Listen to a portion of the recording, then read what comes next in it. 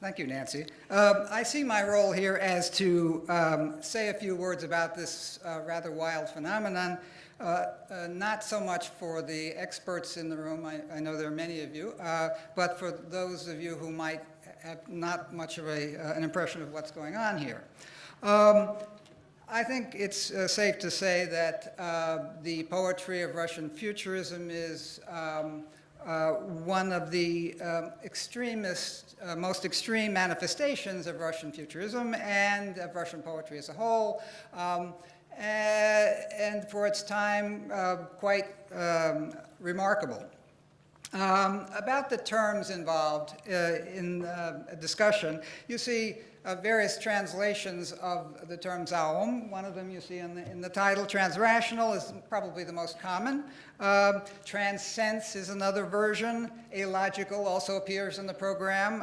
Metalogical is another version. And my favorite by Paul Schmidt, Beyond Sense, which also appears in the program.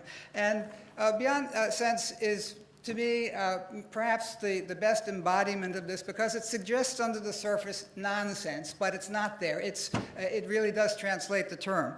As long as you understand that sense means meaning rather than sensual perception or something like that. So the term Zaum, a coinage that probably Khrushchev and Khlebnikov derived together by taking a prefix and a basic root and adding, in Russian, a soft sign to make it a bit of a noun. That's unusual. The adjective form, zaumny, actually is an older term. Back to the 19th century, it appears in Dali's dictionary, for instance. And it then meant too difficult to understand. But the way Zaum is built, you have the root which means mind or intelligence or reason, something like that. And then za as a prefix suggests going outside the realm of logic or reason. But one of the things to underline is that the result is not intended to be nonsense in the sense of meaningless language. It's rather a process of getting back to basic understandings of what language is, a process that was explored in many of the arts, and this is the most extreme manifestation of that in English. In Russian poetry. So it's like having abstract painting, getting back to what is painting. It paints on a canvas, and in the case of this would be sounds, language sounds, and syllables in some kind of a new, fresh order. I'd like to offer an example to give you a handle on maybe the process of thinking in this regard. Take the English word independence. It's a very nice Latinate word which has the kind of agglutinative features, prefixes and suffixes that many Russian words have. All right, everyone knows that one. But if you change one letter or sound in it, like independence, change the P to an L, well, this is a new word.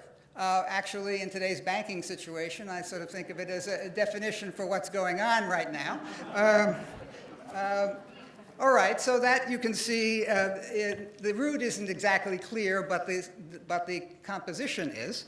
All right, the next stage then would be to take the L away and substitute a K. So you end up with the word independence. Now you're in Zaum. Because, well, what does that actually mean? There's no root kend as such, and all. Now, there are two approaches that could be taken to this, one represented mostly by Khlebnikov, the other by Khrushchev.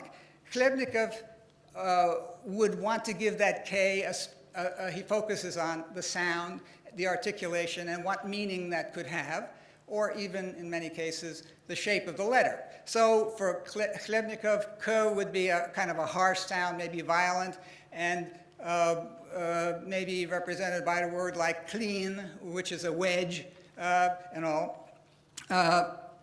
Khrushchev, on the other hand, would take the kend out of the word and just give it to you as a syllable, and you figure it out, not leaving it indefinite. whereas Chlebnikov would be more inclined to try to figure out a way to make that an iconic situation where it means a particular thing.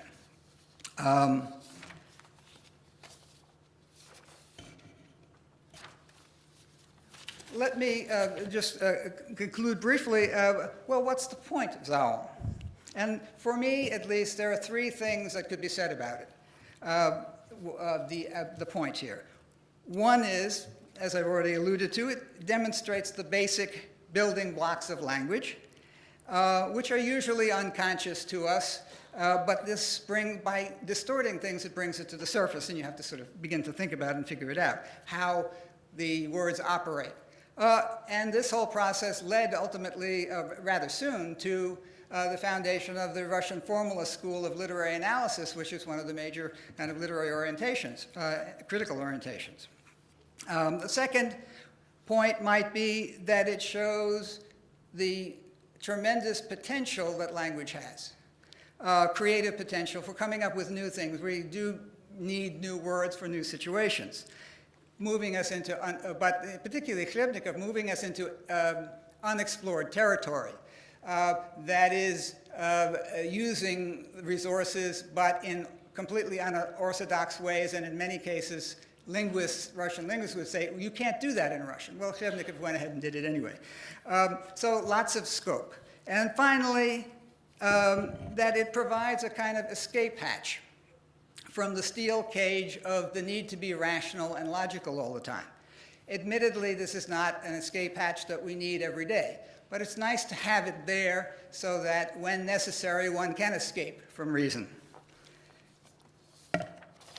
So that's a brief introduction. And let me say a few things, since I'm going to be introducing the individual parts of the first segment of the program, that the Russian, as has been mentioned, will be read by Oleg Minin, a recent PhD from USC, whose voice you have or will hear if you listen to the tapes in the exhibition. It's his voice that does that. The translations are mostly by Alison Pulse, unless otherwise noted by the readers themselves. In some cases, there will be two versions of the translation provided because they each provide a different view of how to go about that.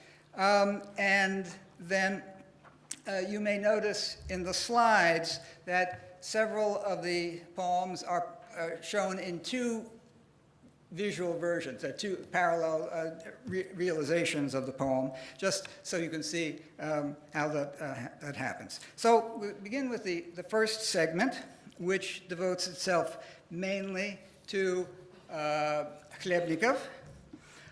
Some of his most famous poems are included in this, including The Grasshopper and The Incantation by Laughter, but with also an example from Pavel Filonov, most noted as an artist, but also going in this direction. And these are explorations of word building and transformation, that kind of experimentation that Chlebnikov engaged in. So this first segment will be read by Oleg Minin, and Christian Bock will read the translations.